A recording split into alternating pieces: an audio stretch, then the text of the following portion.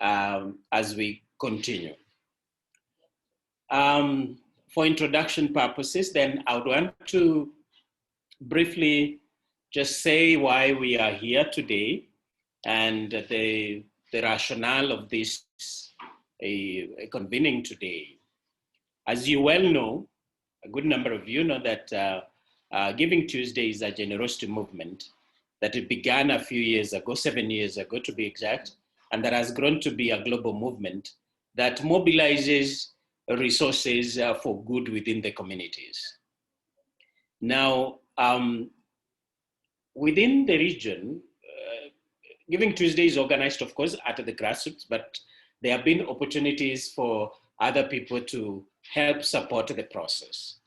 And for us at EAPN, as a regional network for philanthropists, we have taken the role to coordinate, support groups and organizations that have been doing this for the last 5 years or so, and we've grown with the movement. So we coordinate Giving Tuesday in East Africa, which means Kenya, Uganda, Tanzania, and a bit Rwanda, and others that are coming in from the other countries. Essentially, we support the partners in generating their campaign ideas. We support them in building capacity to be able to bring out their best in terms of their campaigns. But we also look for opportunities that they can collaborate in either raising funds or doing good within the community. In that sense, then we've been supporting the building of partnerships and collaborations that bring the local giving spirit to the movement. Now, this over the years has given us an opportunity to be able to assess and understand our jurisdiction in terms of what challenges that people have been going through, what organizations have been going through. Now, this workshop is a result of one of those that we realized one of the major challenges has been the use of social media, which is a major hinge on which Giving Tuesday relies. And we realized that quite a number of our organizations, our friends and partners, are struggling with the use of social media and optimizing the same for their campaigns and sharing of what they are doing. So as coordinators, then we thought it wise that we may want to put a little bit of gas on what you're doing by supporting you in terms of this social media training. As we prepare, Giving Tuesday is practically 2 weeks, 2 weeks away, a few days away. Would want to add to your fire and to what you've been doing. We look at an opportunity that we can be able to learn from each other what has worked for us and what may not have worked, and improve as we go along. As a network, we are proud to report that we have had one of the best runs in the region. In the last 2-3 years, we have led the African continent in terms of what we've been able to put together as partnerships and the amounts raised and the activities done. We would want to retain these as a region, because then it propels and positions us at a level where we're able to attract friends and support from across the globe. But essentially, as a local movement, we are looking at an opportunity to continue partnering to be able to bridge this gap that is there within our communities. And as we move forward, then, as we prepare for the 1st of December, we are looking at an opportunity to tell our stories at the community level, the campaigns that we've been running. We want to look at an opportunity for you to run active campaigns that can be able to change that which you have targeted, because everybody has targeted different elements of the community and how they want to run it. But we also want to see an opportunity that can also create local collaborations going forward beyond FAST. Giving is not a one-time thing. It is a continuous process. So FAST or Giving Tuesday on FAST does not mark the end. Rather, it is the beginning of some of these partnerships that we have been building over the years and over the months. And finally, we would be interested too to also understand the campaigns that you've been running and what they have come through. Any campaign put out as a target, and we would want to share with us the targets that you set for yourselves and what you have gained out of it. Some of you may have targeted physical activities, for example, cleanups of your local village or local living area. Others may have targeted to raise a certain amount of money, and we would want to share with you, to share with us that, such that we can be able to put that together and aggregate it as a regional process. Because again, part of this, it is by telling our stories and what we have gained that encourages other people to give. It is by sharing that we encourage other people to see the value of that which they may have, small as it is or big as it is, that it has a value in another person's life. Now, to end here, then, we welcome you to this training. I want to take this opportunity to invite our trainer today, Madam Emma, to give her more of her who she is, and she will voice what she's been doing. But just briefly is that Emma is a guru in this area. She's been in communications consultancy for the last 7 years, and particularly around social media. She's done a lot of work around this, not just in Kenya, but across the region, and has had an opportunity to work with a number of very reputable organizations within this region. So I want to take this opportunity to welcome Emma.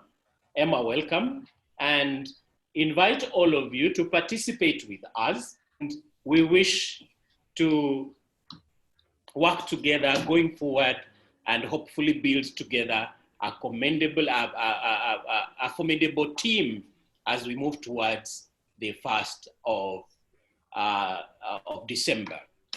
Kindly continue using the chats as you put in your questions, your thoughts, and so that we can capture this moving forward. Welcome, Emma. Thank you so much, Mike. Nice to be here. I'll ask your team to just put up on the screen the presentation.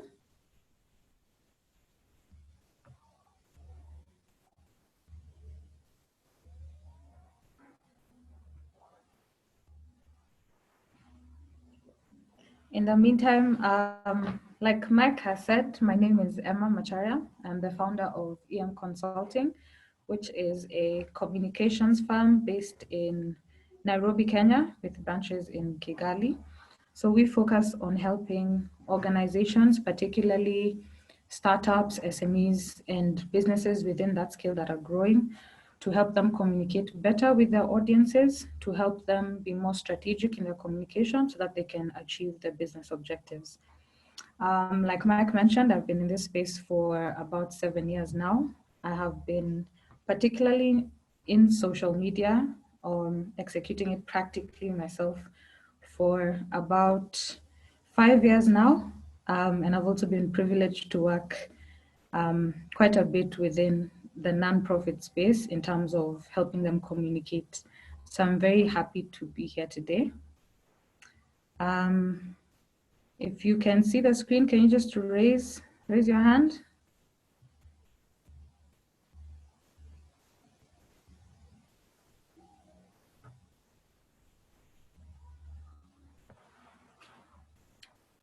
Participants, if you can see the screen, just raise your hand.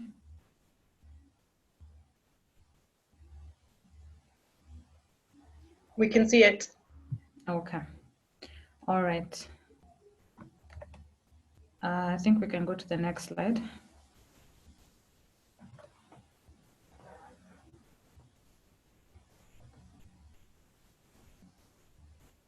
Can we go to the next slide? Just a minute, Emma, sorry. Okay. Or you could enable my screen sharing. Okay, yeah, let me just enable from your end. Yes.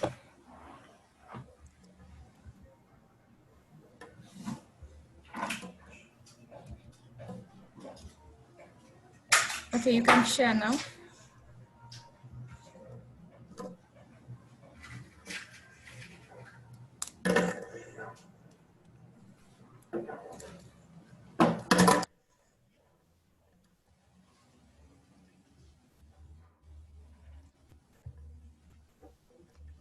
Okay.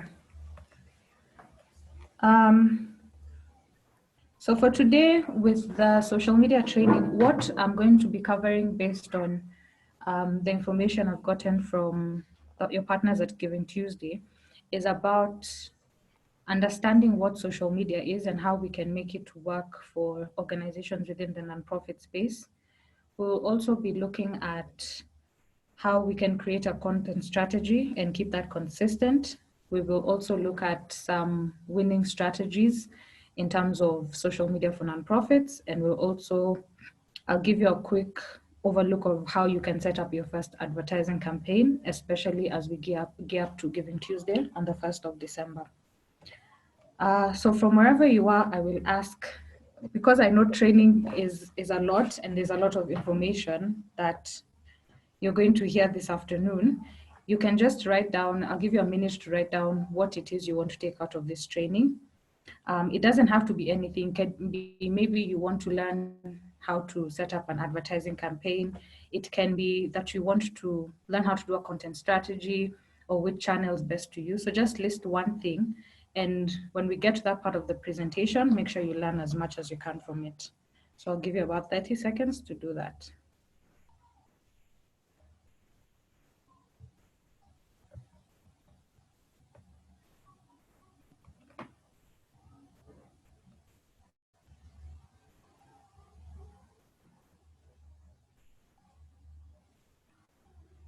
Okay.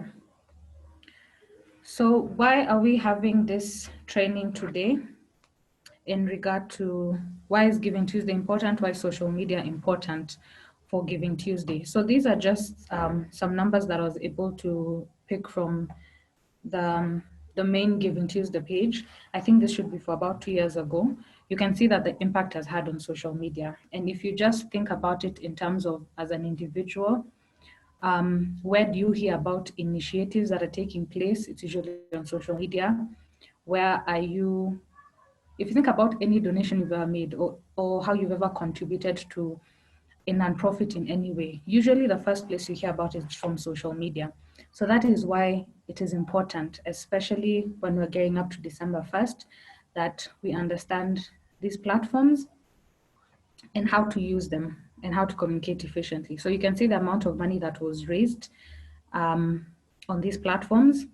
You can see at the bottom there are over 1 million social media mentions and 21.7 billion total impressions. That is huge. The biggest thing about social media and giving is the fact that you're able to reach people whom in any other circumstance you would have not been able to reach. Reaching 21 billion people, that's people outside your country, outside your continent, people in parts of the world that you will never be able to reach as an organization. So that is the important thing. And these are some of the topics that have been most interesting in terms of giving online. So there's public and social issues, things to do with education, health, environment and climate change, and especially now even things to do with governance and empowerment and issues like that.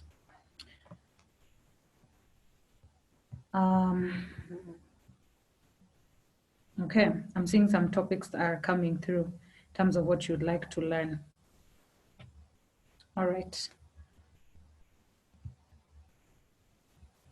So in terms of understanding digital media as a whole, this is one mistake that I've seen a lot of organizations make, that we just focus on social media and not digital media as a whole. So briefly, to just explain what digital media is, which is where digital marketing comes from, it has all these elements that you're seeing on your screen.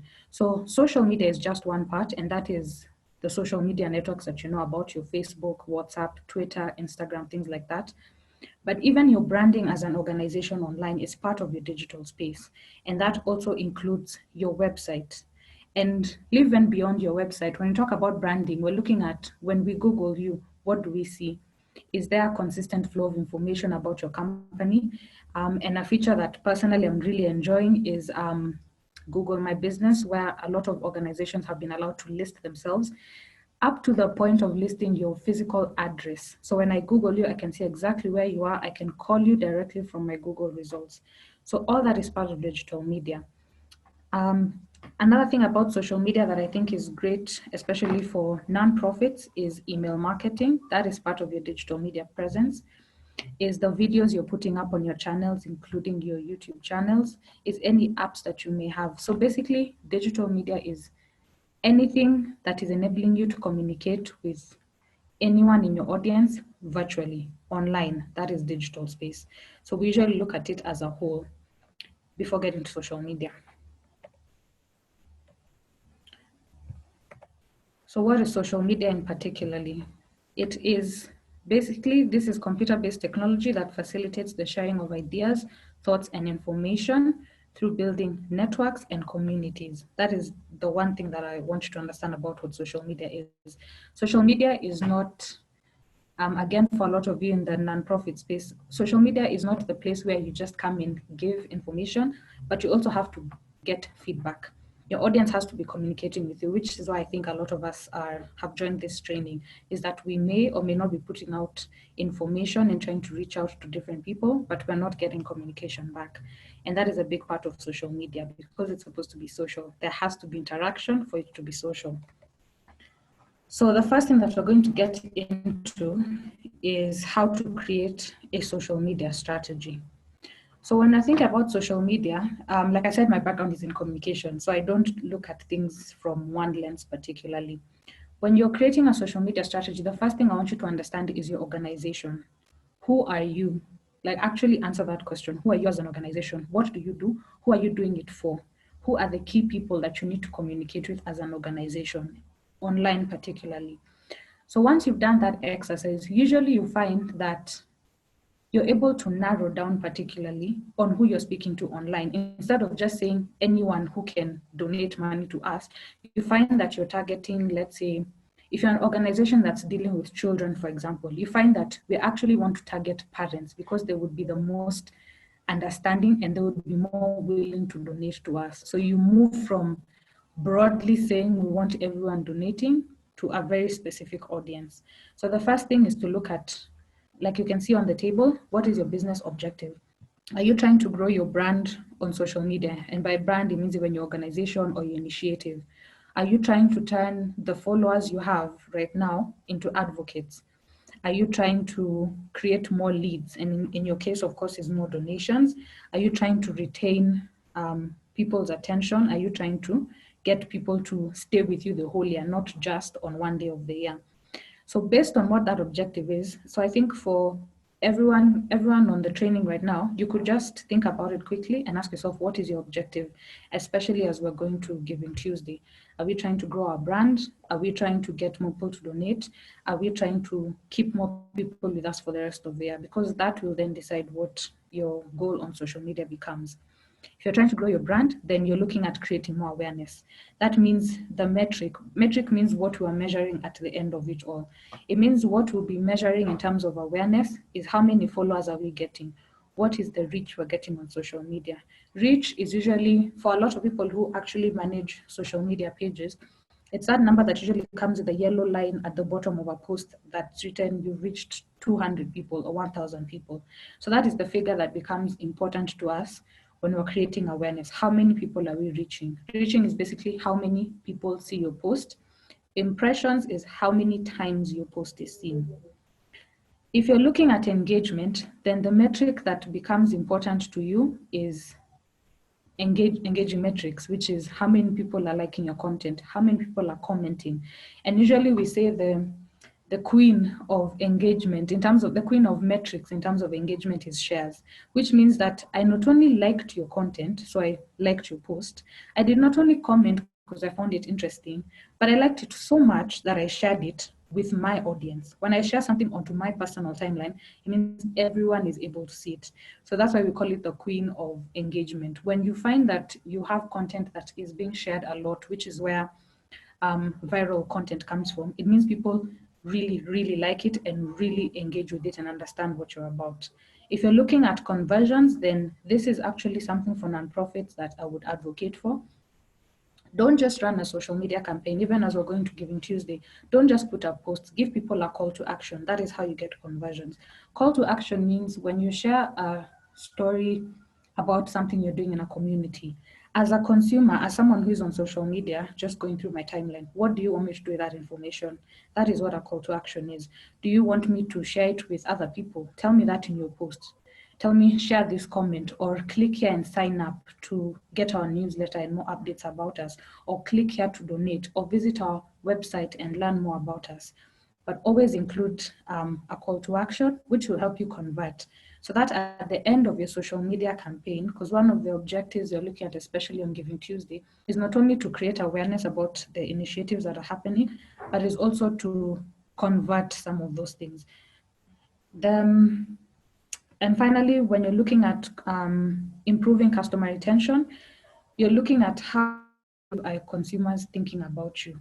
So this is now when you look at response time. When you put up a post, how long are people taking to respond? Are they even responding? How fast are you responding to them? So that is now what you measure. And I know particularly on Facebook, you're able to see that. If you're managing a page, again, usually see there's a green badge that pops up on your screen on the right, which usually tells you that you are responding, or even sometimes you get a pop-up from Facebook, a message from them that says so-and-so has inboxed you, please respond to them. Usually the metric there is usually respond to any inboxes or queries under 15 minutes. That's how you get your green badge to go on, and respond to any comments within a day. So that's what we measure. Let me just check the chat and see if we're all together. Okay.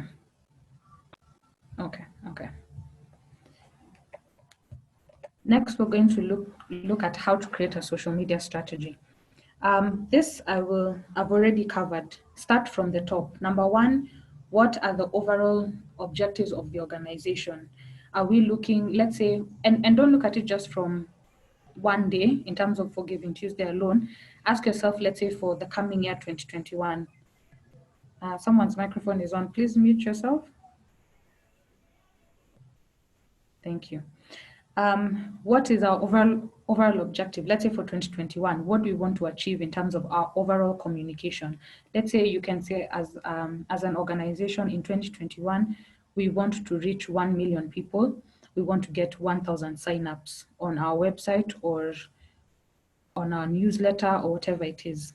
Get that overall objective for the organization, and then break it down now into how we're using the different digital media platforms. That means if, let's say, for example, your goal is to get more people to subscribe to your newsletter so that you can keep them updated on your initiatives, it means now we need to have a website. It means we need to make sure we've added MailChimp, which is an email subscription site that helps you send out newsletters and receive feedback. We need to have a newsletter for that, for example. We need to be on social media. We need to be running a campaign, let's say every quarter of the year, to get people to sign up and to donate. So you break it down into digital media. And then you ask yourself after that, in terms of a social media strategy, point number 3 is targeting your audience. This is the part, not even just in the nonprofit space, but I can say in my career as a communications professional, it's the one part everyone gets wrong, is that we usually communicate for ourselves and not for our audience. You put up content that you want to see, or that basically that you want to see, and you're not thinking about in terms of the audience. So one of the activities that I task all my clients is usually to sit down and create a very real profile. We call it a customer avatar. So you ask yourself, as an organization, we want this person to donate. Let's break down who this person is. Their name is Jane. they live in Nairobi, they have an 8 to 5 job. This is what they spend their money on. When they're on social media, these are the pages they visit, and these are the topics they're interested in. When you really get to understand who your audience is, even when you go online to share content, you find that then this Jane that you're targeting and the many Janes, like this customer that you're targeting, are able to respond to your communication better because you understand where the thinking is. For example, you would say that you're targeting Andrew, who is a 25-year-old student, and they just want to give back time because they're in campus, they have a lot of time to give.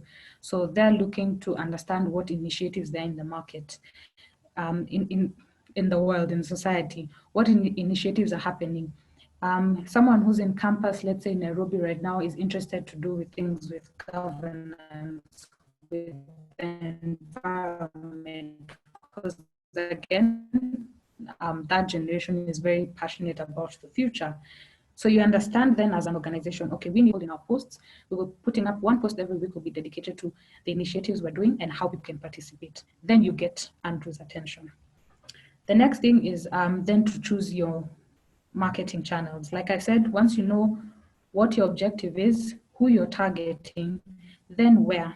Again, the reason why choosing your channels comes after targeting your audience is because when you understand, using the avatar we've created of Andrew, when you understand that the person you're targeting, let's say to give time, is this campus student called Andrew, or we're targeting someone who's working, who is a young parent, and is 30-something years old. When you understand who exactly you're targeting, you're able to understand their social media habits and what's most likely to get them to convert, which means as an organization, those are the platforms then you should be on.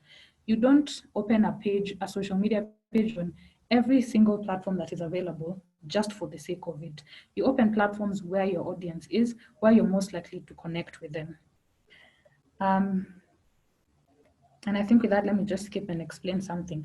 So when I'm talking about choosing your digital media channels, each platform works very differently.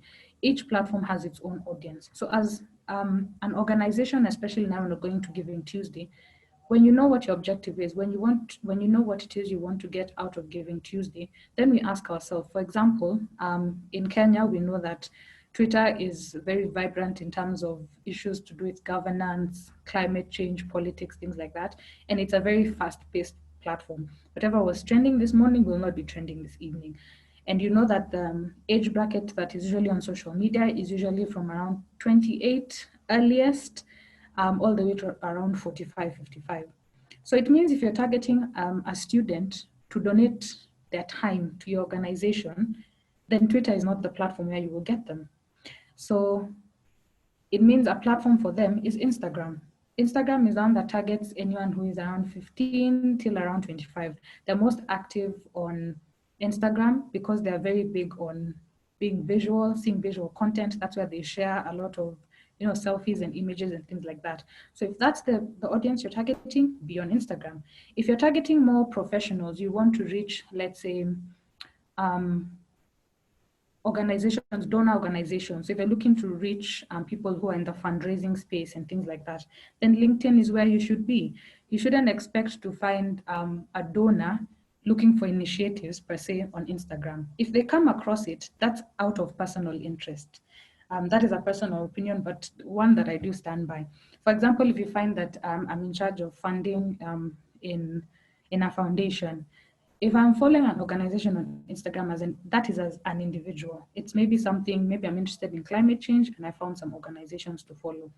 But most probably when I'm looking at it from a professional point of view, when I'm asking myself, what organizations are in East Africa, what are they doing? I'm probably going to be on LinkedIn looking for them. So if that is who you're targeting, that is where you should be.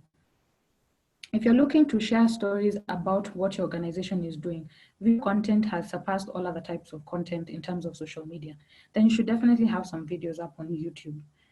It doesn't have to be anything very serious. It can be like we know how to do, maybe this is a training you can do one day in terms of how to create content on your mobile phone. You can do a 1-minute video showcasing the impact you have in the communities, showing testimonials, things like that.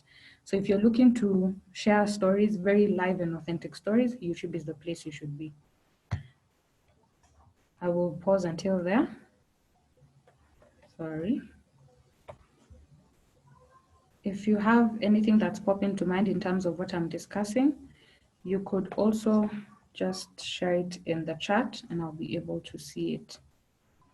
So back to creating our social media strategy. Once we've selected our platform, then, like I've said, you will know exactly what to post. If you're targeting the campus student with their time, then you know our content needs to be very visual, very fun. Sorry, I'm just looking at the chat. Okay. Welcome to Anne and everyone else who's just joined. So if you're looking to target someone, like we said, the Andrew example we gave, then we know the content. First of all, we know we need to be on Instagram, and we know we need to share content that's very visual and engaging and fun, and a lot of things that are moving around to get their attention. That means video content or GIFs and things like that. And we also know the tone of voice in which we need to speak. So in terms of nonprofits, I will say that yes, we have a tendency to speak in a very corporate tone of voice, but the fact that you're sharing a lot of stories means that you need to eventually adopt a personality for your brand on social media. That's what makes you relatable. If you're always sharing, for example, statistics on things that you're doing on ground, and even your stories are very, there's a corporate feel to them. If you think about the brands that you relate with the most on social media, all of them have a personality. If you think about Coca-Cola, it makes you feel very lighthearted and fun. That's the tone that they set on social media. If you think about Safaricom, their corporate organization who is like your best friend, so we can talk on social media. If you think about Red Cross, for example, they also have a corporate feel on the sharing very important information, but other than that, they're very relatable, tag us, talk to us, what's happening. That's the tone of voice they've established on social media. So those are some of the things to consider in your content strategy. And finally, your engagement strategy, which is, I think, one of the things when people are thinking about growing their following and things like that, your engagement strategy becomes absolutely important, because that moves beyond we are posting 3 times a week on our Facebook page. How do you, the way you grow your following on your platforms is through engagement, which means you're not just posting, you're asking questions, even the kind of post you're putting. You're not always just sharing an update of what is happening internally. You're also asking your audience to engage with you. For example, if you're doing a project in Uganda, ask people, what do you think about this project? What do you think we could improve on? Or how would you like to donate? Would you want to come and see the project on ground? Engage with them, ask them questions. Let it not just be one-way communication. Think about it as if you were speaking to someone, and if you were doing all the talking and just giving them all the information like I'm doing right now, that wouldn't be, you wouldn't really have my attention for very long. But if you stop in the middle of your conversation and ask them, what do you think about the things that I've said? Did you see the post from last week, for example? What did you think of it? So engage with your audience. Ask them, if you like this post, why don't you comment and tell us that you like it? So it becomes a two-way conversation instead of one. And that way you find that when you're engaging me online, I am then more likely to say, okay, I like this page, let me follow it. Or I like this post, let me share it with someone else. That's how we grow the following. And that's how you basically create a content strategy, is you look at it from the very top and come breaking it down all the way in terms of day-to-day communication. We've already gone through this in terms of choosing the right social media platform for your organization. So the main part, the 2 parts about choosing a platform, like I said, is 1, understand your organization and who you're trying to speak to. Like I said, if you're trying to speak to donors and things like that, the platforms to reach them on are LinkedIn, Twitter, YouTube, in terms of stories of your impact. If you're looking to speak to young people and just getting them vocal about your initiative, you need to be on Twitter, you need to be on Instagram. And if you're very enthusiastic, things like Snapchat, also TikTok, things like that.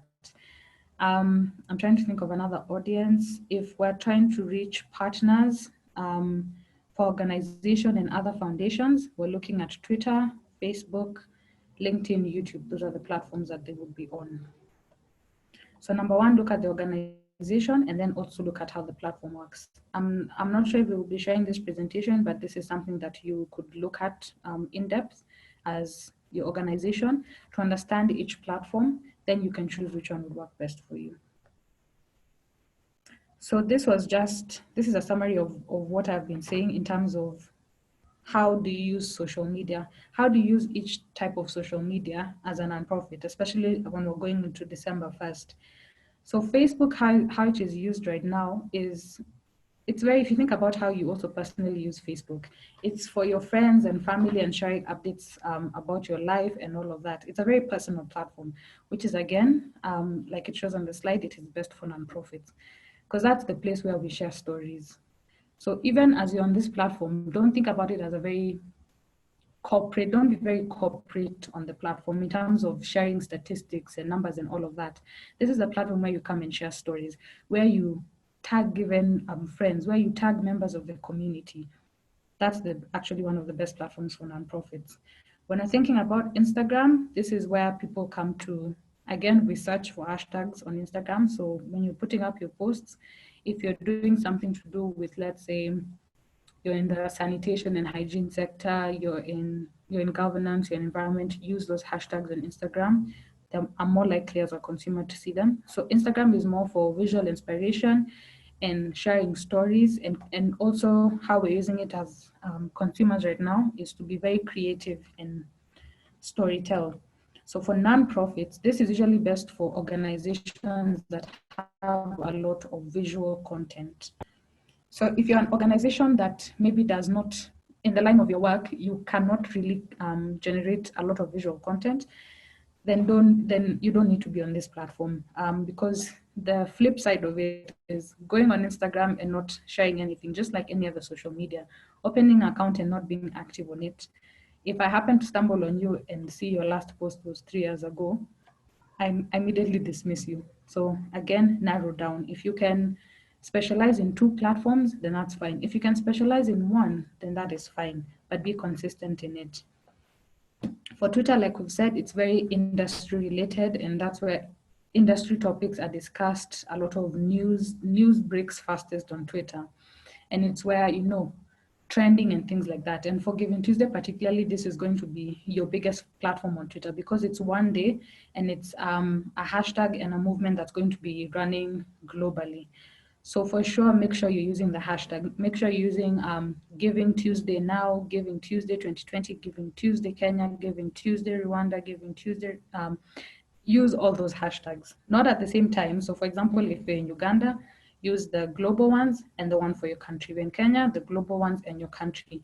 And during this time, since the people who are most active on these platforms are the donors, are the funders, are the partners, are also people like me, for example, who would just on a day-to-day basis be on Twitter and see something trending and be interested to see it. So on that day particularly, be very, very active on Twitter. And when I mean active, I don't mean put up one tweet and disappear the whole day. It means the entire day, from morning, start talking about GivingTuesday, or even before that, start saying that you're participating in GivingTuesday that's coming up.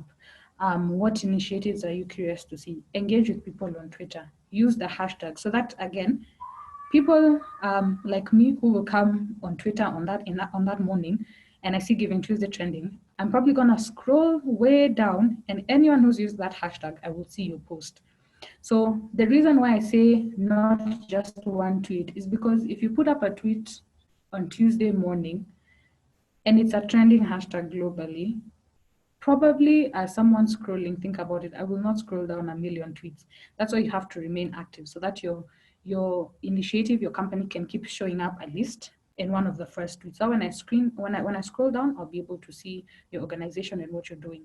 And also another really fast way to pull in people who are interested in your industry is use hashtags related to your industry. So like again, if your initiative is, if you're empowering girls, use hashtags around that. Talk about hashtag girl empowerment, hashtag girl child, what hashtags related to that. When I'm scrolling down, usually I won't read every single thing written on a tweet, but I'll quickly pick out, I'll look at the image, the name of the organization, and the hashtag they're using. Then I'll know, okay, I'm interested in these guys. Then after that, I will tweet, I will click on it and then probably go and visit your page. So in terms of Giving Tuesday, that's another metric that you could look at. How many profile visits did you get on that day? So if it's still the same as it has been the rest of the month, then you know you are not that active. But you do need to set a metric for that. So back to the presentation, Twitter is used a lot for industry related things. Tag partners, don't just tweet very narrowly related to you. Tag people within your community. If you know of other NGOs, organizations that are around you doing amazing things, share their stories, retweet their posts too. The point is, it also helps your visibility. It also helps share someone else's story, which is what we want to see. It doesn't necessarily just have to be about you. Also, you can also tag media on that day. For example, tag, if you're in Kenya, tag media houses that are here. Again, when you're active on Twitter means looking at, for example, visiting pages of different journalists and understanding what they're interested in. So I'll give an example of in Kenya, there's Betty Charlo, for example. She's interested in girl empowerment and entrepreneurship and things like that, which means as an NGO, if you're in that space, you could tag her once, not in every single post, tag her once in your post and say, we're doing this and we're tagging these journalists, for example, or people who are interested in this space. These are, again, the reason you tag and you tag once is this is someone who has a bigger following than you. So most likely if they retweet it, it's going to be seen by way more people. So that's where the tagging comes in. But again, a rule of thumb for social media, do not over tag anyone, from a donor to a personality to anyone, even an individual, even yourself. You tag someone once. If they engage with you, then you can reply or comment on that tweet or on that thread. If they seem to be very active and they ask you, or you could even go into their inbox and ask them, could we tag you in the content we're putting up for this day on Giving Tuesday? If they give the approval, then sure thing. But other than that, the downside of over tagging is that you could end up being blocked, which is not a good thing for anyone. In terms of the other platforms, I mentioned that Snapchat, again, is if you're an organization, always has a lot of activities happening. When you think about these platforms that are very hypey and very, they just have a lot happening in a day, a million videos created per hour. This is for organizations that have a lot of activities going on ground all the time. Or if you're willing to participate in a lot of the challenges, I know you've seen things like TikTok challenges and things like that. If you want to participate in things like that, these are platforms you can go on. And actually, it's very interesting content. It's outside of what you're used to, for example. And actually, on platforms like Snapchat and Twitter, you'll find challenges that could actually relate to you. For example, I know on TikTok, there was challenges about climate change, about the environment, about even how to do with COVID, getting people to stay home and wash their hands. So those are things you can jump on that would help visibility of your organization. But again, any platform that you get on it intending to be consistent on it. So this is a summary for those people who are interested in creating a social media strategy for the organization. These are the 3 goals that I believe would be most relevant for you on social media. So one is appreciation. And again, platforms like this, whichever platform that you're on, it's always good to show appreciation to your donors, supporters, volunteers, employees.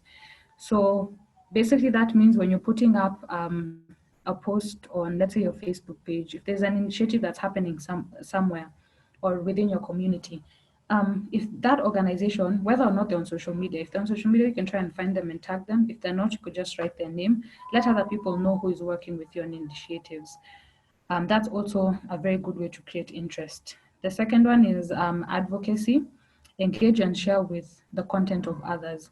And that's what I mean. On Giving Tuesday, don't just, when I come on your timeline, for example, as let's say Giving Tuesday or EAPN, I don't just want to see tweets that are all about you. What else is happening in your space? Because, for example, I may not be interested directly in what you as an organization do, but maybe you could lead me on into someone else. And for that, you get a follower out of me, or you get an advocate out of me. I could say that, for example, I learned about let me use my own example. I learned about GivingTuesday from EAPN. So that means they have a follower from me, and I'll always be looking out at what they are posting because they could lead me to someone else that I'm interested in. So engage with other people. And even in terms of tweeting, tweet to other people in different countries, in different communities. For example, since GivingTuesday is global, reach out to people in different continents. What's happening? You know, also getting to understand what is the space like in a different continent that you're in. So for example, if you're in empowerment and governance and things like that, tweet people in Europe, ask them what initiatives are you doing, you know, what tips can we learn? Again, it's about creating content and getting other people to see your content too. And the third part of your social media strategy as a nonprofit is, of course, appeals. Now, I know as nonprofits, it's usually a very touchy subject to ask people for donations. And there's usually, in terms of social media, you can get a lot of backlash and things like that. But the thing is to be tactful with it. So, for example, number one, don't make appeals in every single post that you put up. Number two is share your story. Share your story. What is happening around your organization, your initiatives? Number three is tell us about how past donations have been working for you. Because, for example, when I go on your timeline as a nonprofit, if you're always asking for appeals, or let's say you asked for appeals last GivingTuesday, the other year, did you ever go back on the same social media you asked and told them last year we received X amount of money and this is what we did with it, this is the impact that it had? That actually makes me more likely to donate again this year because you're also providing a level of accountability. So it's not just asking and asking, but also showing them what you're doing with it, and also sharing about other people. And also a big part of appeals is educating. So you might find that for a lot of nonprofits, especially on GivingTuesday, and actually generally across the year, you may not be getting a lot of conversion, and that means donations, because we may not as an audience understand what you're doing or understand what you're about or understand what the donation is for. So a big part of the work that you should do on GivingTuesday is to educate us. So don't just say that we're a nonprofit X and we deal with climate change and activism and support our organization. Explain to us what is the issue, what is the problem around what you're doing as an organization? Why is it important? Why should I donate to it? Who is benefiting from it? What happens if I don't donate, for example? So that is a lot of education that can happen, especially as you're gearing towards GivingTuesday. I'd say maybe since we have about 2 weeks, start educating people about your organization. Why did you set up that organization? What was it meant to do? What are the issues? And when even right now, especially times of COVID, how has your organization been impacted by COVID? So why is it that now more than ever you need that donation? Who is getting impacted because you do not have that donation or because things have become tighter during these times? So those social media strategies. Any questions so far? Just drop something in the chat if you have any question.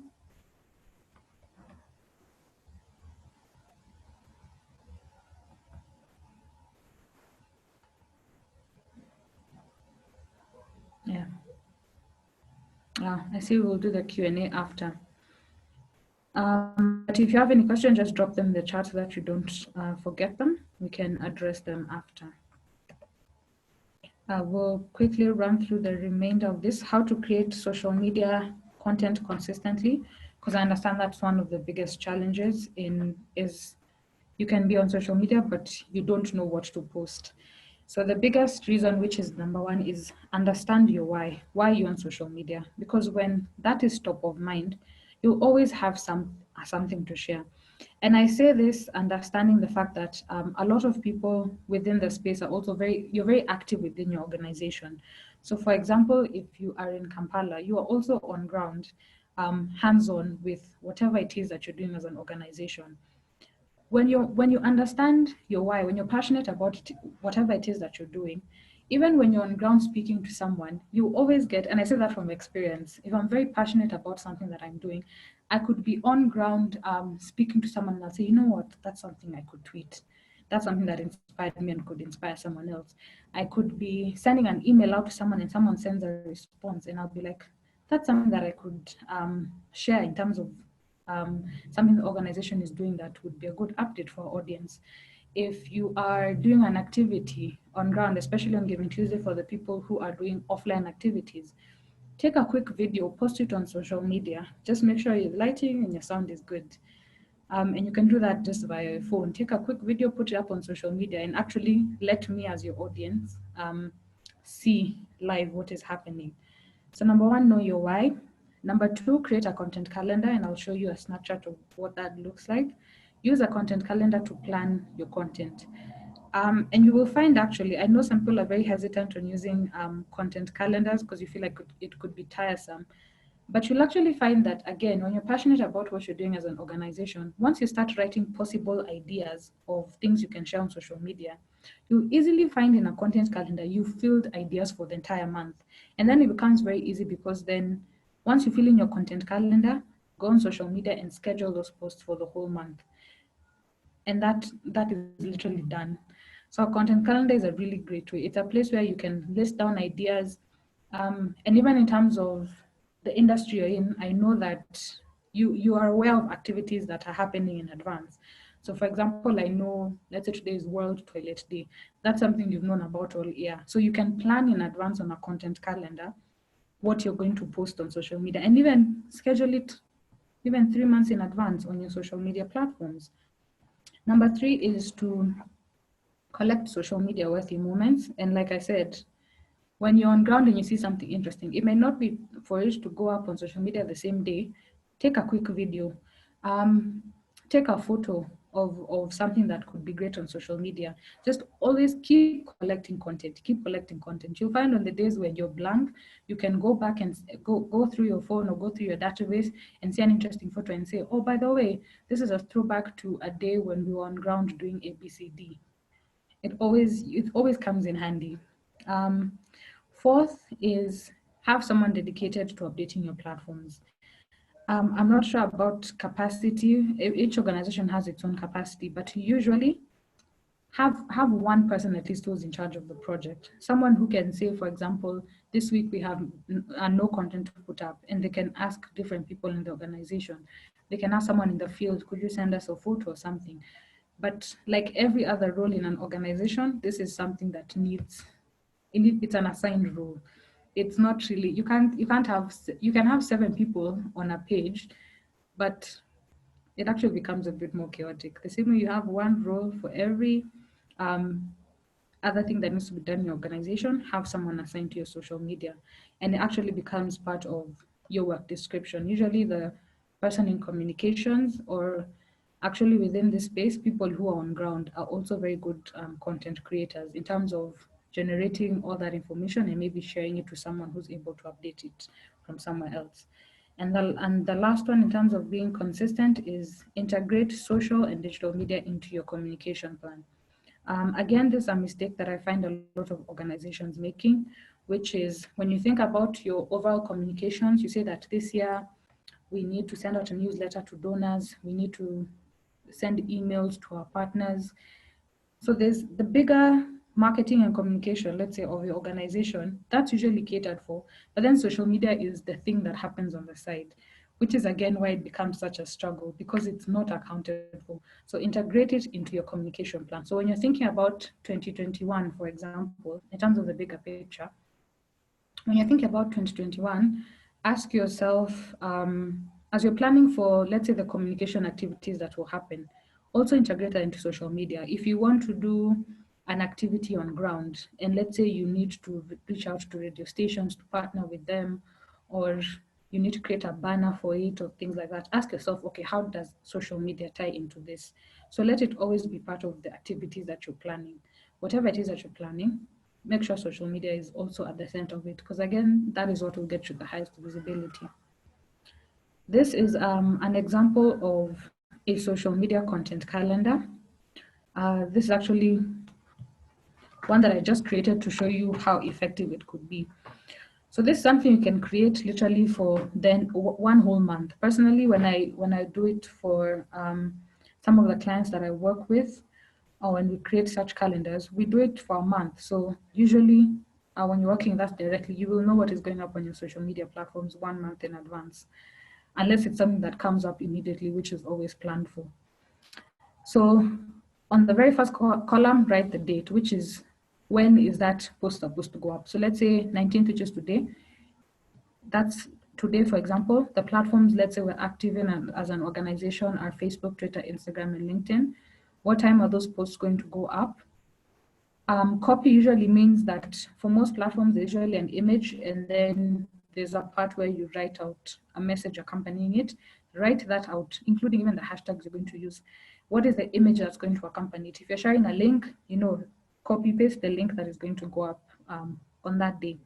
What hashtags are you going to do that day? That helps you do a lot of research, because putting up posts is actually, it can be very tasking. So do your research in advance of hashtags. If you're talking about Giving Tuesday, for example, if let's say it was today, what hashtags are we using for Giving Tuesday? Go on social media. Actually, for a lot of you who want visibility, go on the different platforms that you're on and type that hashtag on the search box. So type hashtag Giving Tuesday 2020 and go through the posts and see all the other hashtags that are used, that people, different organizations are using in support of Giving Tuesday.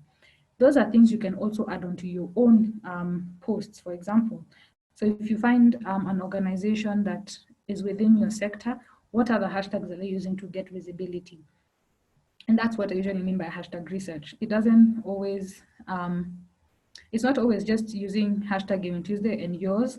Find other things that could help you get visibility. Because again, the thinking around it is that when you yourself are looking for something on social media, if I'm looking for an organization, let's say in Kampala, what's happening there, I don't know who you are, I won't be able to search your name, but I will go on social media and I'll search for girl empowerment in Kampala. And usually I will find organizations who've used either that statement in their post or they've used a hashtag around that. So that is the importance of hashtags. Then again, you can also include in your content calendar who is going to put up that post. And if it's a situation where content needs to be approved before it goes up, that column can be left. Once you filled everything else, send it to whoever needs approval, and they can write there if it's approved. If something needs to be reworked, it can be written there. Once you've done this, let's say, for example, especially with Giving Tuesday coming up, we have 2 weeks to that date. You can plan the content you're going to put up for the next 2 weeks and schedule that content in advance. And that way you've already ensured that you're participating in Giving Tuesday. The 2 pieces of advice I would give for how you can build influence and trust on social media as nonprofits is, again, be personal and be practical. By being personal, again, that means a lot of sharing. A lot of sharing. You don't, the interesting thing about the space a lot of your organizations are in is that you already have so many stories that you can tell. If you think about it in comparison, let's say with an organization that sells soap, for example, if you're thinking about Unilevers and things like that, I cannot really create stories about soap. It becomes very hard to share interesting things about soap or about a product. That's what I mean in general. But in your space, you have a lot of stories, very authentic stories. You have a lot of people, you have communities, you have partners, you have people who support your organization in different ways. Those are a lot of stories that you can create. So that's what I mean by don't struggle to create content, just share the content that you already have. Again, that's why the importance of collecting a lot of social media worthy content. You just have to collect it and share it. So if you want, especially as we're gearing up to Giving Tuesday, remember to be personal and practical. Share a lot of your stories. If you want people to be moved by whatever it is you're going to be doing on that day, if you want people to trust you, if you want people to even go further and want to work with you, then share, be personal. Again, not just the numbers, and then again, not always just about the amount of money you need, but what else? What is it as an organization that you have done for these people, and even for your community around you as an organization? And that's what I mean by being personal. Why is your initiative so personal to you? Tell us that story. And then again, in terms of personal, a very good format for content that helps you be very personal on social media is utilizing, I know for most platforms, they have the live feature, they have groups even, there's a lot of streaming. Those are things you can do, especially on GivingTuesday. There's usually, for example, on Twitter, when you search for, or even as a hashtag, when I click on a hashtag, let's say GivingTuesday on Twitter, I will see tweets that have come up, I'll see photos, I'll see people associated with that tweet, and I'll also see videos. So for example, on that day, and I'll challenge this to all of you, share a video or even go live on your social media platforms and just tell us something. Tell us, we're participating in GivingTuesday this year. This is who we are. This is what we're about. Follow our pages. You can go live and share something very simple. You could take a video, let's say, for example, of what you're doing, even in the office. Take a video and say, this is our team. This is what we do. Introduce people. The point is, create different types of content so that, again, it can enhance your visibility. Again, when I go on social media, when I search for a hashtag, I'm going to be able to see things like that. If you've gone live, you're probably going to be one of the first videos I'll see. If you've gone live recently, if you've shared videos, because a lot of organizations in your space don't share a lot of live videos or even just video content in general, it means you'd be that's an edge that you can have as an organization. And by being practical, we mean that know your niche. Again, you don't have to talk about everything and anything within your industry.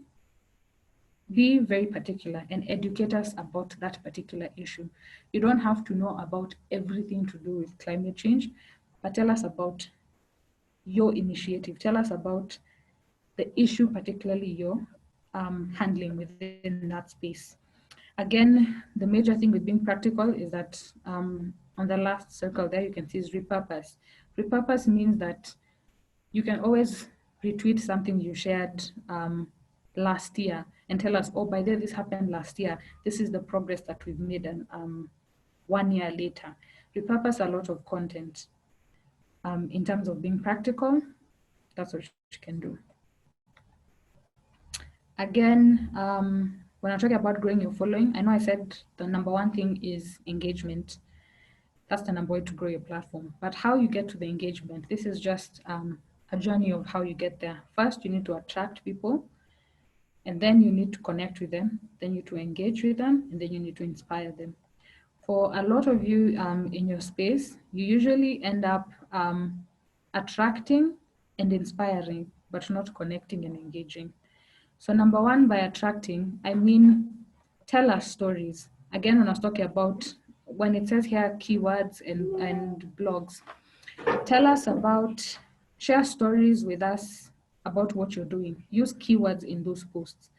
So that, again, when I search for you, I can find you. So that when I'm searching for things within that space, your content comes up. Attract my attention. The next thing with connecting is, again, the call to action part. What do you want me to do about it? Which is, again, why I said a lot of organizations lose out on connect and engage, because you will tell me and tell me and tell me, but you don't inform me on what to do with that information. So once you've told me a story about something that you're doing, especially on GivingTuesday, what do you want me to do about it? It is actually not obvious to your audience that, for example, or to us, the first thing maybe is donate money. But maybe as an organization, you need more people to partner with. A lot of things are not obvious. So share with us, what is your call to action?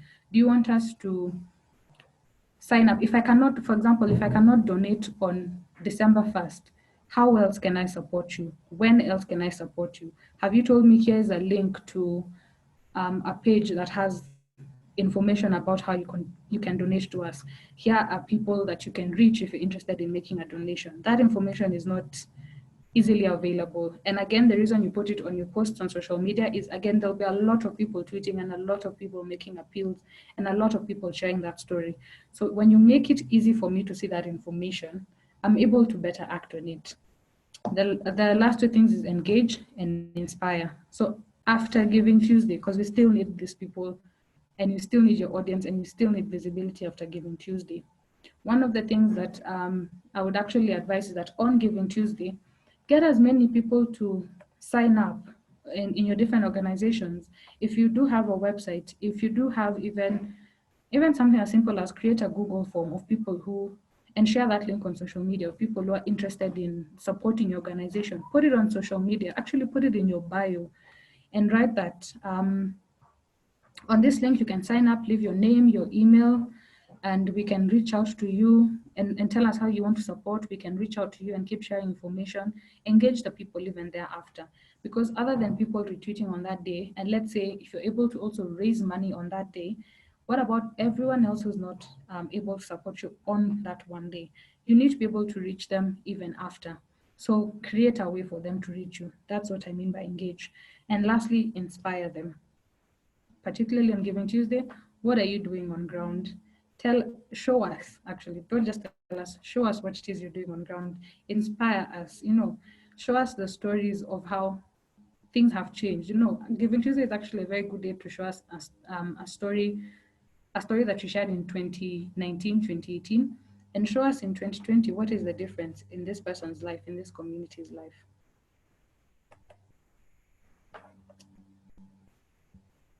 I'll give a moment to anyone who has any questions to just share them in the chat.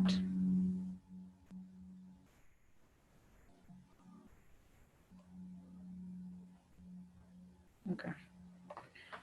So again, sharing all this, I know we focused a lot on organizations that are trying to establish themselves on social media, but there are those organizations that already do have a following, already have people they do engage with. So what comes next after you have followers, after you have people retweeting you, you have people engaging you even on your inbox about your organization, what next? So the first thing I would say is to improve your value engagement. And by that I mean, when you've gotten past the point of you have 100 likes on your post, how can you convert that now? And that's what value engagement means. Sometimes value engagement can come into a conversion, which means this is now someone who's actively supporting the organization and not just on social media. But even for social media particularly, value engagement includes people who are commenting and asking you questions. It means, again, if you've gotten to the point where you're getting X number of likes on your posts, you have 10,000, 20,000 followers on social media, you can find a lot of times that you may have quite a following, but it's not changing anything for the organization. And that's why we changed to value engagement. We want people sharing our content. The importance of sharing, especially for organizations in the nonprofit space, is that it means that if I am not able to support you directly, personally as an individual who has liked and shared your content on social media, I have my own following. Maybe someone in that space is looking to support an organization like you. Maybe within my networks, for example, if you think about Facebook, we said Facebook is a lot of friends and family. So let's say, for example, Emma shares a post from Adada, for example, on my page. You may find that I may be connected. Let's say a family friend is in an organization that is looking to fund something like that. So when Emma shares it, then I have opened their eyes to who you are. So that is the importance of sharing, and that's why we now move from just likes and reach to now we're getting valuable engagement, and metrics like that become very important.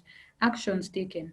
Other metrics that I know we don't utilize a lot on social media is things like website visits, profile visits, for example. Your post could reach 1 million people, but out of that 1 million people, only 10 of them went to your page. Things like that tell you now how to tweak your social media strategy.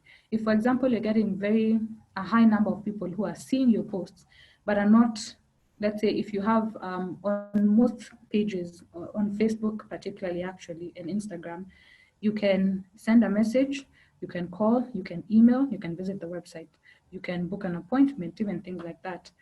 So those are now features on social media platforms that we then start to look at when we moved from just looking at following.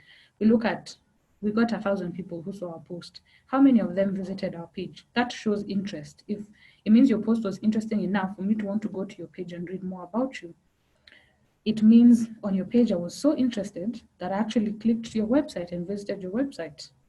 And the change action continues on your website. I was so interested that I gave you guys a call or that I donated. The second thing is that we now look at advertising. Again, you could find that with some pages, yes, you might get a high number of following, or even you may not even have that high, that really, let's say you're active on social media, yes, but your following is not growing that much. Again, don't shy away from advertising. Create an advertising plan, which we'll walk through a bit later. And based on the objective that you could advertise to increase your engagement. That's getting more people to, let's say, send you messages. That's actually a very direct form of advertising. I could run an advertising plan where I want people to see my posts and send me a message about it or make inquiries about it. I could run a campaign where I want people to call me or I want them. So don't shy away from advertising. It's something you could do. If you also, again, want to have high visibility, especially when we're going into this space. I know GivingTuesday is tied to the fact that in this season, a lot of people are spending money and also thinking about how to give back before the year closes. The rationale that I will give is that you already have, the thing with advertising is that there are so many companies, so many organizations, both corporate, both nonprofit, everyone, even individuals, even small businesses especially, everyone is competing for my attention, let's say, or your audience. Everyone is competing for their attention through advertising, through posts.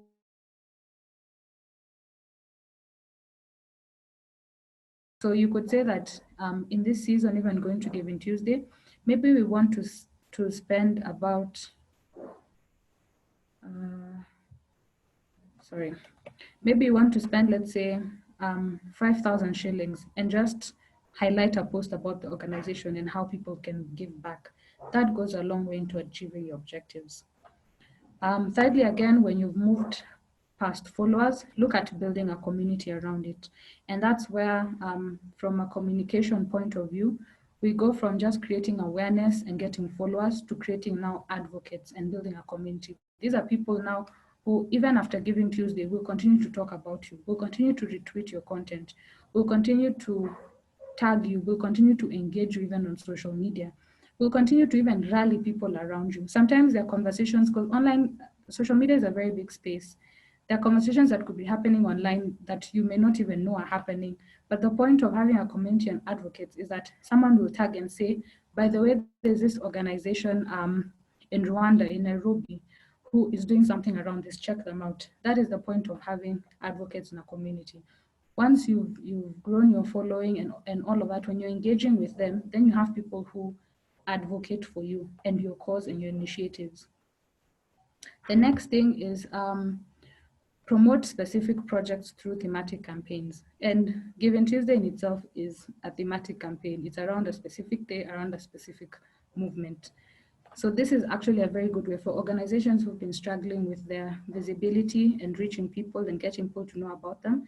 GivingTuesday is a campaign that you can plug into that you don't have to even plug in. You don't have to plan from scratch. So it's just planning around what are we saying on GivingTuesday? How are we participating? Who is in charge of making sure that we're extremely active on that day on social media and even leading up to it? Who is in charge of doing that? And finally, improve on your content. Again, when you get to the point, right now, like I said, video content has surpassed all other forms of content on social media. So sharing a photo of someone, if you think about it also as an individual, when you share a photo of the impact that you're having versus sharing a video, we both know one is bound to be more impactful than another. So those are some of the things that you start improving on as you grow on social media, is moving from just sharing a message. And that means when you put up something on social media with no image, with no link, with no video, with nothing, just putting up a message, to how about we start adding a photo? How about we share even a visual. It can be of anything really that's related to your organization. How about we start creating videos, short videos even? How about we start, let's say, branding even our posts and things like that? That's another way to make progress beyond followers. But the major thing that I would emphasize is build a community. For organizations that feel like they don't know what to do next, build a community around it. Let people to continue, help people to continue talking about you, even when you're not online, because you cannot be every single second. For those particularly on Giving Tuesday who are looking to raise money, these are the 4 things that I will suggest for you. The first is give, give, give, and then ask. Again, your audience are people. We're human beings. We're moved by stories, and if you think about, especially Kenyans online, particularly Kenyans on Twitter, they're actually they give to a lot of initiatives on a daily, on an hourly basis. But there's always a story around it. If you think about any appeal that you've ever seen, no one goes up and posts a picture and says give, or says this is what we do, give. The first thing is always tell us. When I say give, give, give, it is tell us about you, educate us, add some form of value to your audience before asking for an appeal. That is always the best strategy to go. And that's exactly what we mean by give. Add value. Before you ask for an appeal, before you ask for someone to donate their time, what value are you adding to them? Is it that you're, again, educating me about your country? Are you educating me about your community? Are you making me aware of something that I did not know? Are you showing me something that I did not know? Again, we're all people. We've not traveled to each part of the continent, and we know what things are happening, what challenges are there. So are you informing me? So that's what I mean by value. Are you educating? Are you informing? Are you creating awareness? Are you changing my perspective on something? Do that and then ask me, and then tell me how I can participate in it. So for that, create and curate content that informs and appeals to your audience. The next thing again is to engage with them. When you put up a post, some of you might get replies, retweets, comments. Say thank you. Say thank you for retweeting us. DM people and say thank you for following us back, and maybe even introduce yourself via inbox. Comment on other people's posts. On Giving Tuesday, there's going to be a lot of content with a lot of organizations, and even the donors that you're looking to target, they're also going to be putting up content on that day. Go on their posts and comment, introduce yourself in their inboxes, comment on the things that they're posting on social media. If it's related to your organization, for example, tell them, this is who we are, by the way, and this is what we're doing, and we're also part of Giving Tuesday. Engage with different people. And again, thirdly, when it comes the time to ask, start with a story, which is the same thing. Share a story. Let's connect, help us to connect with you. Again, by the time someone is giving in any way, shape, or form, that there's an emotional connection I have formed with that need. So tell me a story first. Tell me a story of your impact. Tell me a story of your organization. Tell me about why you started in the first place. Tell me something and then ask me. And finally, for fundraising, play the long-term game. And I will say for a lot of organizations, this is where you find that you may even be going backwards in terms of fundraising. And for lack of a better word, I'll say one thing that I know in terms of social media that as audiences we find, and not just me, a lot of people, because like I've said, I have worked with some nonprofits. One thing that we find the most annoying is an organization that only shows up when they need something. That is, in fact, we now even cut you off. We don't want to give it. And please remember, negative stories on social media or negative experiences spread faster than positive ones. So don't be that organization. When I say play the long-term game, don't be that organization that only shows up on Giving Tuesday every year.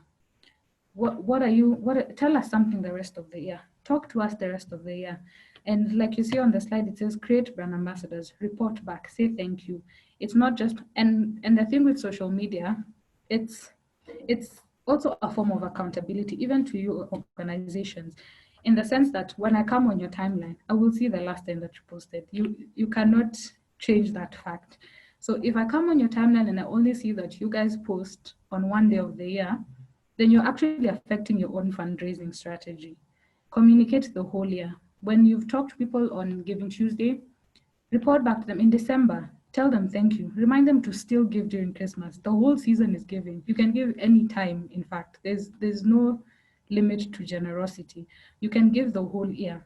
Tell us what is happening in the initiatives. The same way you came and, let's say, educated us and convinced us about your organization, and you informed us and you inspired us to even follow you, to talk to you, to be passionate much more even with your cause.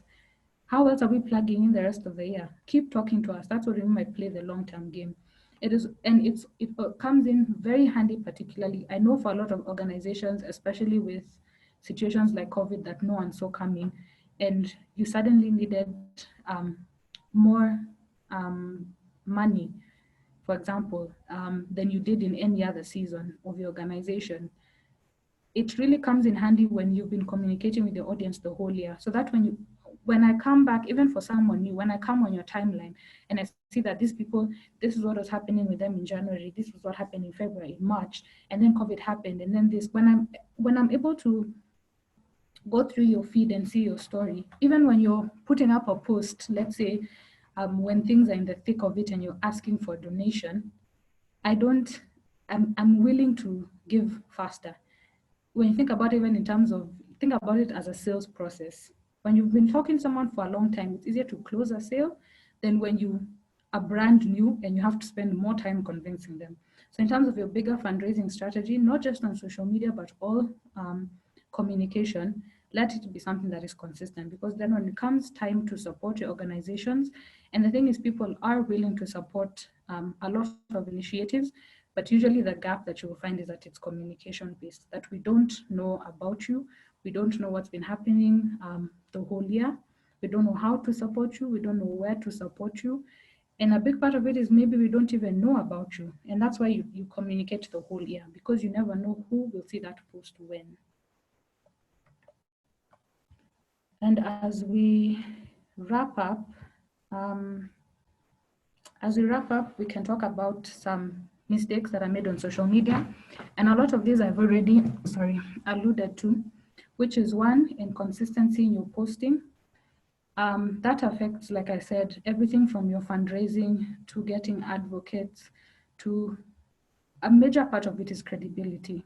And let me just speak on that briefly, because if you think about communication, especially from organizations to their audiences, to their customers, to people who interact with them, social media has become the #1 form of communication. If you think about it, you may have audiences who have never visited you, who have never been on your website, who have never called you, who have never interacted with anyone from your organization. So most of them know about you from social media. Most of them keep up with you on social media. So when consistency becomes in social media generally, it's such a huge part of your strategy.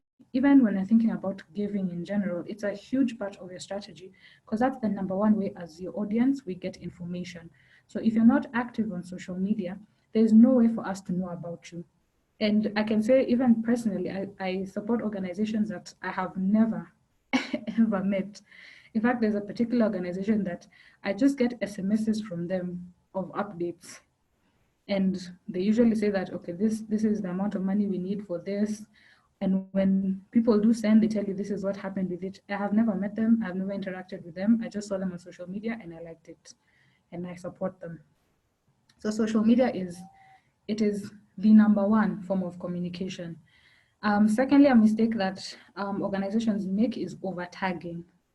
Again, with social media, you can either be on extremes. You can either be under communicating or over communicating. And over communicating can come in terms of, one, posting too much. Actually, this is something I picked from a training session with Facebook, where they told us that right now they actually recommend 2 posts a month, 2 posts a week for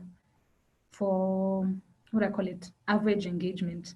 So anything more than that, I actually personally advocate for platforms like Facebook, Instagram. I don't advocate for more than 4 posts in a week. Putting up posts every day, every hour, you're overposting. And what happens is actually that the algorithm of this platform starts reducing your visibility because of that. So for Facebook and Instagram, you can put up 3, 4 posts a week. For Twitter, you can post, let's say, a tweet. You can pick maybe 3 days that you want to put up 3 different tweets, or you can put up 2 tweets every day, let's say for 4 or 5 days. That's what I recommend and what has been working for most people. And again, when it comes to over tagging, if you're tagging someone who's worked with you on something, tag them on one post. Again, also take social cues on social media. If someone is not responding or commenting, or let's say you tag an organization that is not interacting with you at all, then stop. It probably means that they're not interested. Because definitely for sure, when you tag someone, that comes up in their notifications. So don't bother them. A strategy that I would, however, recommend is, like I said, introduce yourself in inboxes. There's a very big power in that. I can see someone asking about how many posts should one post for Giving Tuesday. So for Giving Tuesday, leading up to that day, we have about 2 weeks. So you can still target through the 3 or 4 posts on Facebook, Instagram, and tweet daily. Again, because that's an activity that's coming up with a lot of momentum. On Twitter, be very active because that's going to be your #1 platform for Giving Tuesday. Facebook and Instagram, 3, 4 times. But on Giving Tuesday itself, you can put up more. That is allowed because that is a one-day movement. So on Twitter, you could put as many tweets as you want. On Instagram, you could put up as many, even though it's 10 posts. On Facebook, again, when you understand the audiences, Facebook is the modern version of a website. So you don't have to update every single thing. You could just say on Giving Tuesday, we're gonna put up 3 or 4 posts of things that we're doing. And again, remember there's post you're going to put up on that day, and there's post you're going to put up of things you did. You put up the next day, that's on 2nd of December, of things you did on that day. So you don't have to max out everything that you could possibly say on that one day. You could have some content, for example, that could run throughout the month of December, talking about, with conversations continuing from things that were started on Giving Tuesday. I hope that answers that. Another mistake that we make is irrelevant hashtags. And I know this happens across countries. There's always these hashtags for gain with so-and-so, gain with what, follow trends, things like that. For organizations, again, your social media it's where we keep you accountable. It's where we should I say make you? It's where your credibility comes from. Let me say that. So some of these things, these follow trends and all of that, those are not things I should be participating in. I would not want to see an organization I would not want to see any of your organizations having such hashtags on your posts. Because then to me, what it communicates, or to your audience, it communicates that you're about the numbers. You're not really about the story. So don't participate in hashtags like that. Again, another thing is, to some organizations, advertising is very hard. To some organizations, to people, it's very easy. But to a professional like me, advertising needs a plan. Just like your social media needs a plan. And the reason we say that is because some organizations will say, we've been on social media for 3 years, we've now seen an impact. Was there a plan? What were you measuring? Just like everything else, you cannot start a business with no objective and say it failed. There has to be an objective for it to have failed. And that's the same exact thing with social media and with advertising. When you're starting it, what is the objective? How are you going to measure that success? Then you will know what to change. Because just like everything else, if you think about it in terms of an organization or business, you learn and you change as you go. So even with advertising, I know there are some organizations where it's just put money on your credit card and run an advertisement, and you find that you're wasting a lot of money and it's not having impact. So we'll get to the advertising part, but another mistake that people do make is advertising with no plan. You just assume that if I spend 1,000 shillings and put an advertisement to be seen by people who are in Nairobi who are interested in fundraising that then will get money. It doesn't work like that. It does not work like that at all. Another one is overposting with no consistency. Like I said, and this is now something all of us should watch out for, especially Giving Tuesday. Don't be very active on one day and then disappear. Because again, if there's something audiences find most annoying, it is organizations who only show up when they want something. And if you think about it as an individual, that never feels nice. Never ever feels nice. Again, getting on social media with no strategy, that is another mistake that people make. Social media, if there's a perspective I've been trying to change over the years with businesses, is the fact that social media is not a thing you do. Social media is part of your organizational strategy. Communication is actually in communication professionally, it is what do we call it? It's a management level role in any organization. And because social media is under communication, it is also a management level role. So you don't just go on social media because, I don't know, it's even a requirement from donors, for example, for you to post on Facebook. You need a strategy for it. Which platforms, and we talked about the strategy earlier, which platforms are you getting on? Why? Who are we targeting? How are we measuring success on these platforms? And you will find for organizations that do get on social media with a strategy, they gain a lot out of it. You will actually find, if we go back, the first slide that I showed you about where we got the information from the Global Giving Tuesday site, organizations that actually sustain their fundraising from social media. And if you think about an organization who is very intentional and even let's say doing even 90% of their fundraising from social media, there is a strategy behind it. There is their objectives. They know why they're on each platform. They know how to ask. They know who they're communicating to, and they're able to meet their goals. Finally, just as I check the chat, the last mistake that I would mention is lack of understanding on how each platform works. Like I said, again, this is tied to strategy. Social media is not just a thing you do. Each platform is built for a different reason. And that is now where that's where, for those people who wonder, why are there people like Emma who are social media professionals? Where are there people who have entire careers out of social media? Because social media, there is a business side to it. They are not, I usually say that these platforms were not built selflessly for no reason. People are making money from it. There's a reason why, the owner of Facebook is one of the richest people in the world, because there's a business around it. And you need to understand how each platform works. So like I said, Facebook is usually, just to run it down, Facebook is if you're targeting more young professionals, people in their first job, things like that, people ideally from around 25 to around 45. And those are people who, again, that platform is for connection. People who are looking to connect with their friends, with their family, to share things that they're interested in, to share updates about their life. That's the kind of platform Facebook was built for. It's for a lot of connection, and it's for a very specific demographic. For Instagram, like I said, it's very visual. It's for this generation, the millennials / Generation Z, who like, first of all, seeing a lot of pictures of themselves, seeing pictures of their friends. Everything to them is visual. If you think about Facebook, usually the messaging that comes with any post is usually not very long.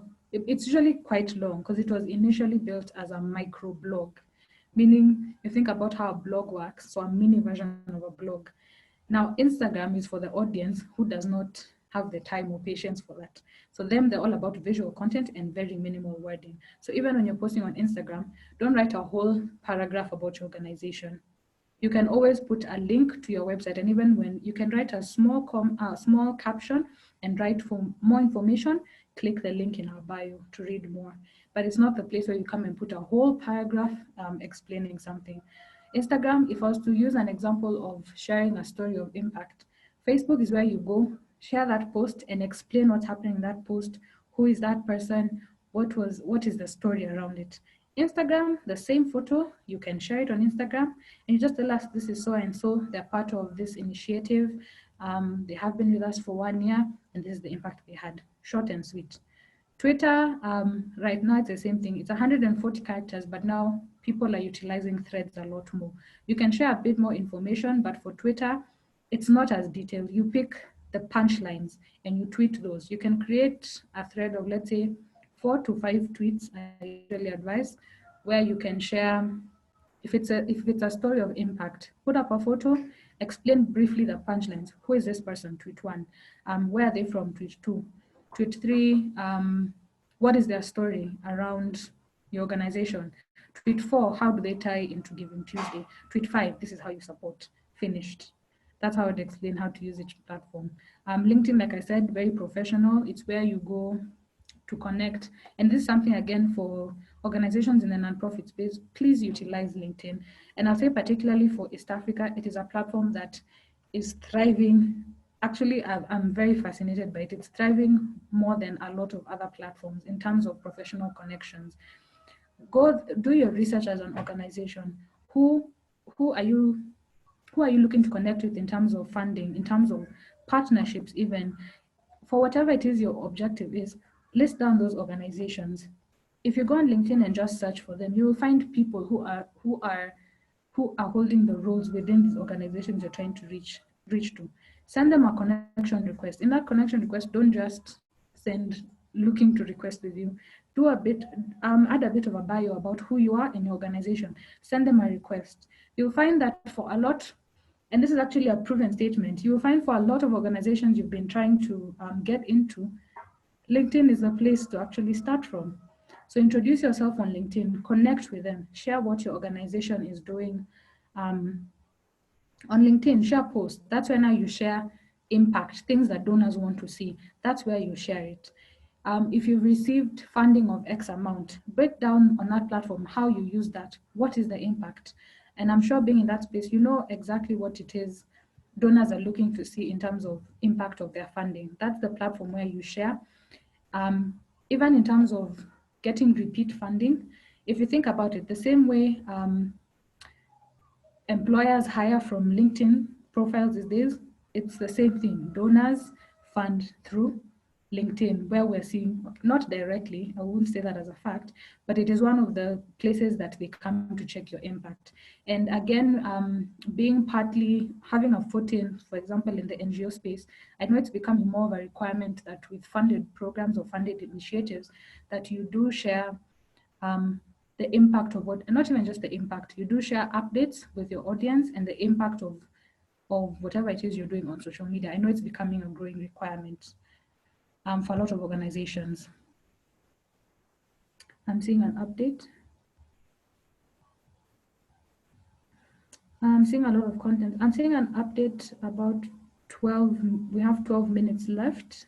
Could someone from GivingTuesday kindly comment? How much time do we have?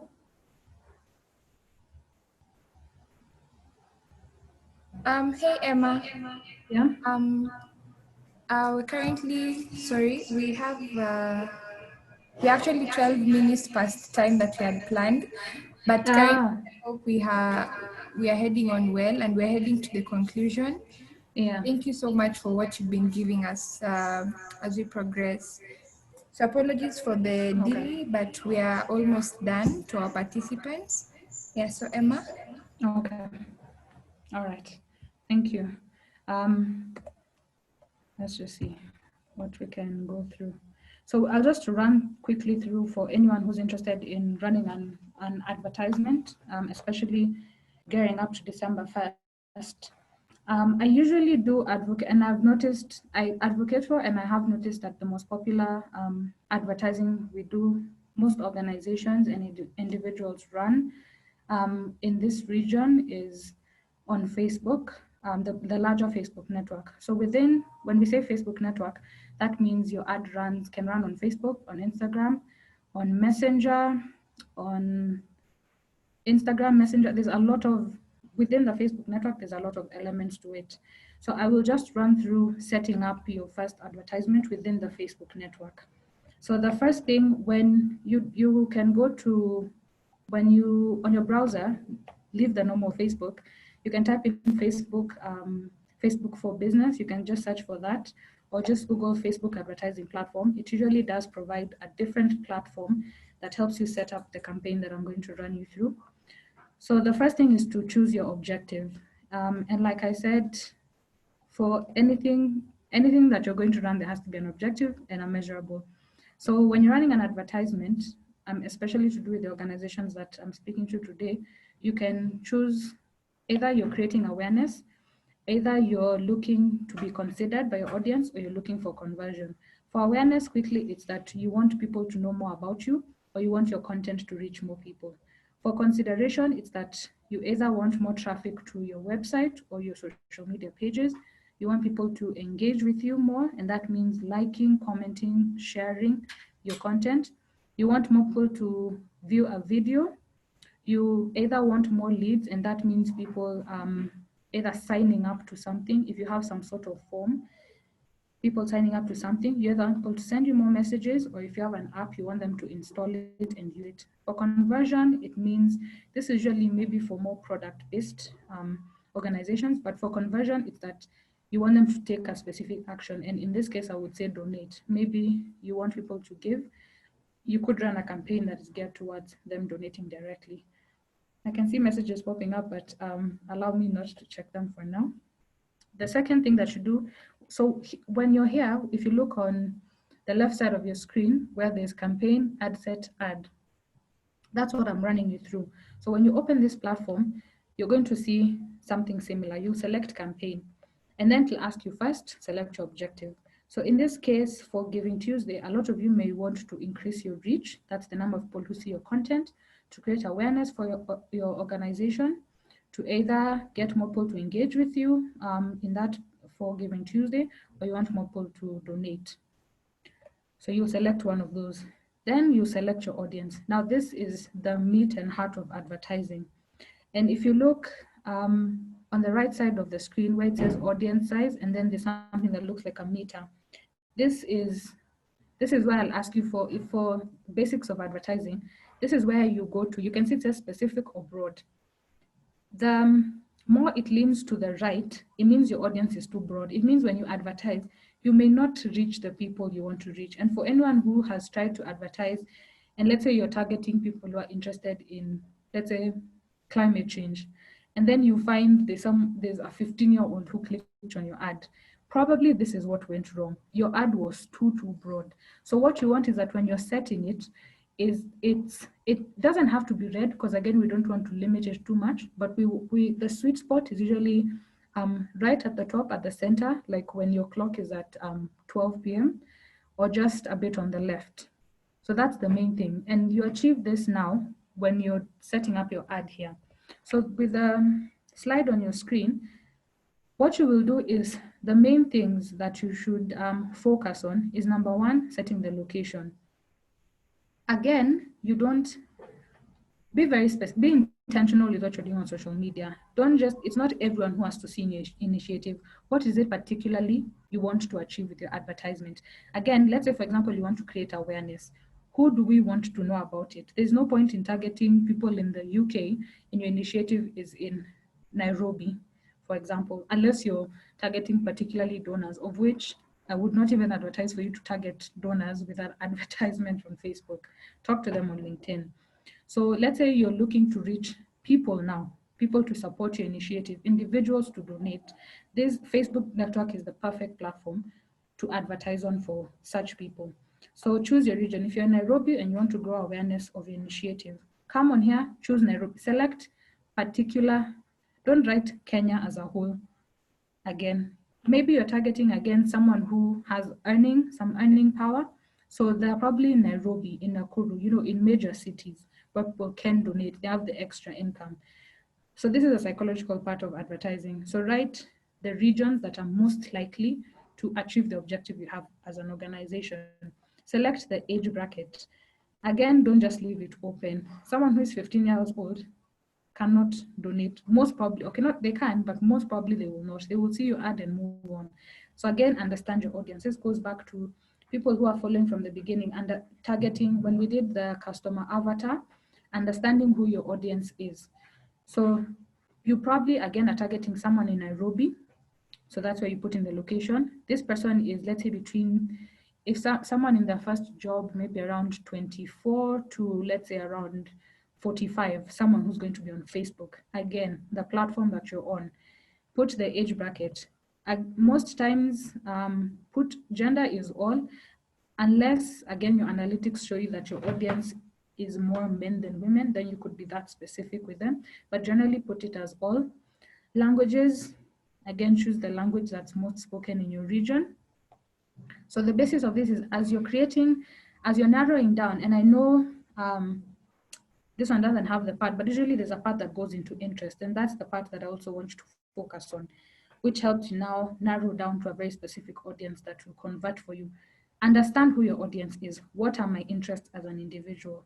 So if you're targeting Emma, for example, you write that Emma is interested in climate change. You now put in the interests box, you're able to now select different things from my interests to what job title I may even have, what income bracket, what device I'm using. You're able to get very, very specific. And that's how you're able to make sure your ad works for you.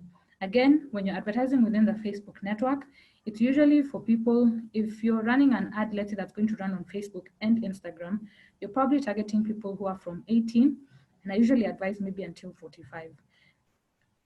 Outside of that, that audience is probably going to be on Twitter or LinkedIn. Don't waste money there. I hope that's a bit clear. But when you're selecting your audience, I'll say the number one thing is, as an organization or as the advertiser, already beforehand understand who you're targeting. If possible, actually go and create the avatar of the person you're trying to reach, very specific too. For example, for Emma, where does she shop? And get into my mind as the person you're trying to speak to. What do I like? Where do I shop? Am I into sports? Do I read the newspaper?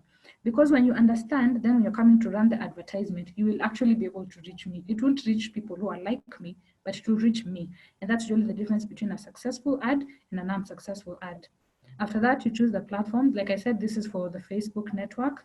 So on Facebook, you can see the types of ads that you're able to run on the feed, which means when you're scrolling, as an article, there's some articles that you see, for example, the one on the screen that says sponsored, that's an article. When you click on it, it takes you to an article. This is good for nonprofits, for example, who constantly update their blogs or share updates or things like that on their website. So you could sponsor content like that. Let's say, I don't know, you've just closed an initiative and reached 100,000 people. Put up that and you can run an ad on that for more people to see that.